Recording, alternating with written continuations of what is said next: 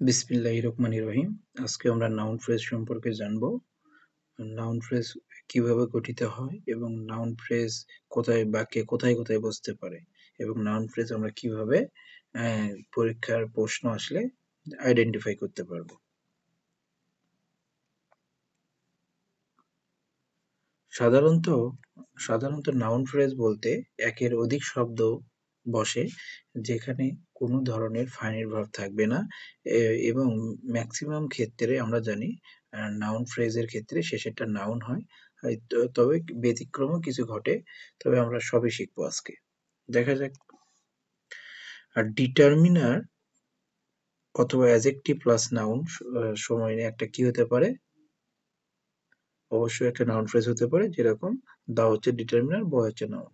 The boy একটা noun phrase.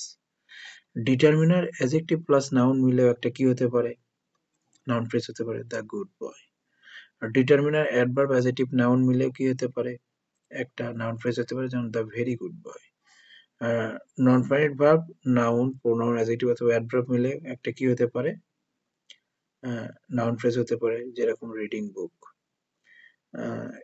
হতে পারে। তাহলে আমরা দেখবো এখন এই চারটা ক্রাইটেরিয়ায় নাউন ফ্রেজ গুলো পড়ে কিনা।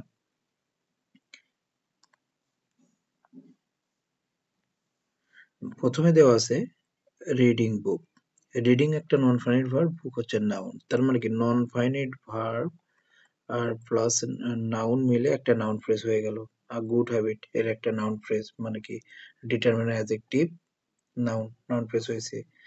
লাভিং মি, তার মানে লাভিং হচ্ছে একটা নন ফাইনাইট ভার্ব, মি হচ্ছে প্রোনাউন, অতএব এটা হচ্ছে নাউন ফ্রেজ। আ ক্রাইম, তার মানে ডিটারমিনার প্লাস নাউন হয়ে নাউন ফ্রেজ হয়ে যায়।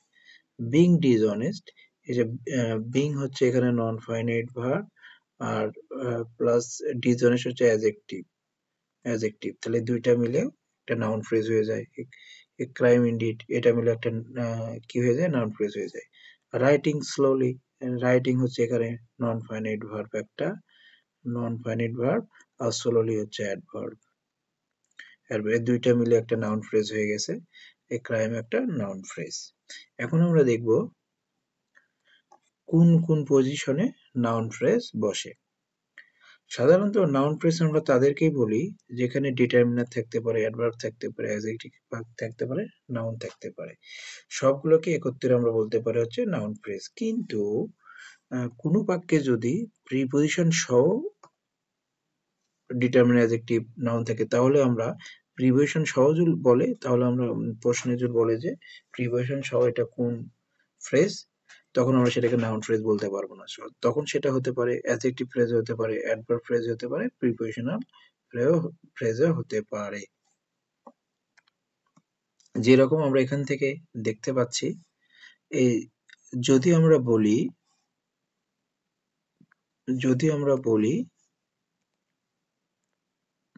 ফ্রম দ্য লার্জ রুম, তাহলে এটা অ্যাডজেক্টিভ ফ্রেজও হতে পারে, অ্যাডভার্ব ফ্রেজও হতে পারে, প্রিপজিশনাল ফ্রেজও হতে পারে। কিন্তু যদি বলা হয় দ্য লার্জ রুম, প্রিপজিশনের অবজেক্ট হিসেবে, তখন সেটাকে আমরা বলবো হচ্ছে নাউন ফ্রেজ। কিন্তু পুরোটুকু বললে নাউন ফ্রেজ বলা যাবে না, কিন্তু দ্য লার্জ রুম যদি বলা হয় তাহলে সেটা নাউন ফ্রেজ, কারণ আমরা জানি প্রিপজিশনের অবজেক্ট পজিশনে নাউন ফ্রেজ বসে।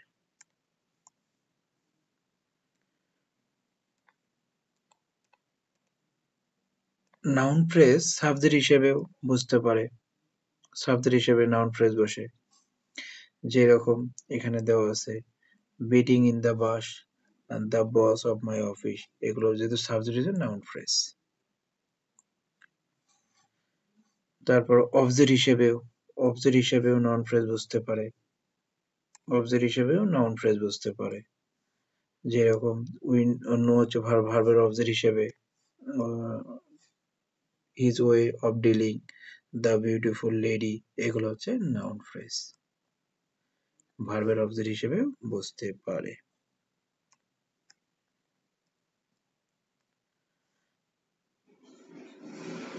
প্রিপজিশনের অবজেক্ট হিসেবে কি বুঝতে পারে, নাউন ফ্রেজ বুঝতে পারে প্রিপজিশনের অবজেক্ট হিসেবে। এখন দেখা যাক টু একটা প্রিপোজিশন, অফ একটা প্রিপোজিশন।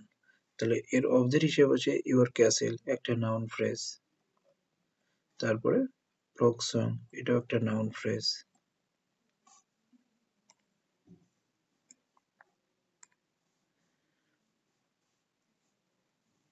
সাবজেক্ট কমপ্লিমেন্ট হিসেবে নাউন ফ্রেজ বুঝতে পারে, যেটা he is a chairman of the meeting, মানে হি সম্পর্কে অতিরিক্ত তথ্য দিচ্ছে। আর এই যে একটা কমপ্লিমেন্টে পজিশনে বসছে, যার কারণে কমপ্লিমেন্ট সাবজেক্ট কমপ্লিমেন্ট হিসেবে কি বসে, অবশ্যই নাউন ফ্রেজ বসে। মাই বেস্ট ফ্রেন্ড সেম ভাবে সাবজেক্ট কমপ্লিমেন্ট হিসেবে বসছে, ওই জন্য এটাও একটা নাউন ফ্রেজ।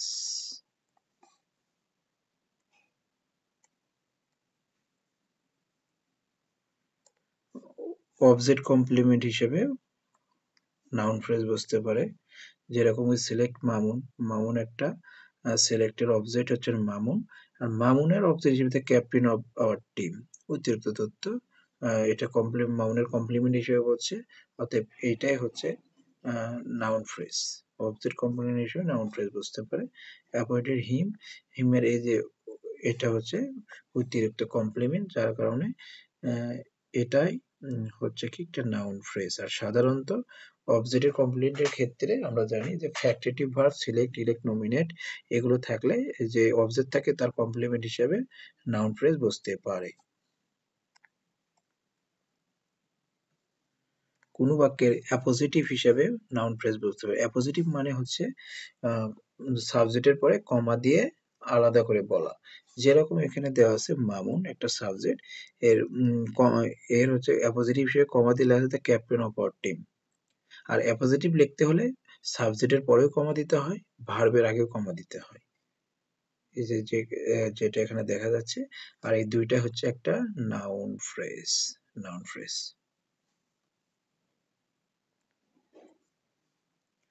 তারপরে এখন আমরা চেষ্টা করি কিভাবে নাউন ফ্রেজগুলো আইডেন্টিফাই করব। আমরা জানি শুরুতেই ভার্বের অবজেক্ট হিসেবে নাউন ফ্রেজ বসতে পারে, আর ওই জন্য ভার্বকে কি বা কাকে দ্বারা প্রশ্ন করতে হবে। তারপর আমরা প্রশ্ন করি কি জিতে দ্য ফার্স্ট প্রাইজ, এই যে উত্তর পাওয়া গেছে, যার কারণে এটা হচ্ছে নাউন ফ্রেজ। পরেরটা I try to solve the puzzle, A solve হচ্ছে একটা ভার্ব। এখন আমরা ভার্বকে প্রশ্ন করব কি বা কাকে দ্বারা, কি সলভ করে, দ্য পাজল, এটা একটা noun phrase. Did you enjoy, enjoy কি এনজয় করে, কি বা কাকে এনজয়কে প্রশ্ন করো, ভার্বকে প্রশ্ন করা যায় কি বা কাকে দিয়ে, রিগার্ডিং দিস বুক। এই ক্ষেত্রে এটা হচ্ছে একটা noun phrase.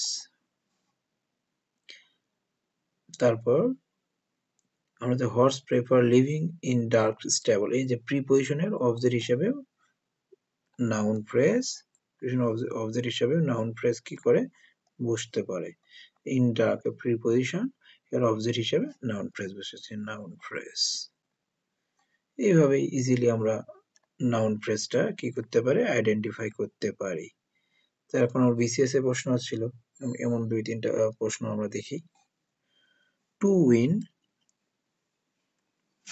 To win a prize, to win a prize, এটা কোন পজিশনে আছে, এটা সাবজেক্ট পজিশনে আছে, এটা একটা সাবজেক্ট পজিশনে আছে, যার কারণে এটা হচ্ছে একটা নাউন ফ্রেজ, কারণ এর ভিতরে ফাইনাইট ভার্ব নেই। তাহলে কি অবশ্যই এটা নাউন বলবো, নাউন ফ্রেজের নাউন ফ্রেজ। তারপর এটা আমরা দেখি, এটা রিসেন্ট বিসিএস 46তম বিসিএস এ ছিল, writing a diary is a good practice to develop the writing skill. এটা সাবজেক্ট হিসেবে যেহেতু বসেছিল, সাবজেক্ট হিসেবে রাইটিং আ ডায়েরি, অবশ্যই সেটা হচ্ছে একটা নাউন ফ্রেজ। এটা গঠিত হয়েছিল কিভাবে, এটা গঠিত হয়েছিল রাইটিং নন ফাইনাইট ভার্ব, এ হচ্ছে একটা ডিটারমিনার, ডায়েরি একটা নাউন, এইভাবে গঠিত হয়ে একটা নাউন ফ্রেজ গঠিত হয়েছিল। আর সাবজেক্ট পজিশন আমরা জানি নাউন প্রোনাউন, আর নাউন ফ্রেজ না হলে নাউন ক্লোজ বসে। ওকে, তার মানে এটা বলবো নাউন ফ্রেজ। তাহলে এইটুকুই আজকের মনে।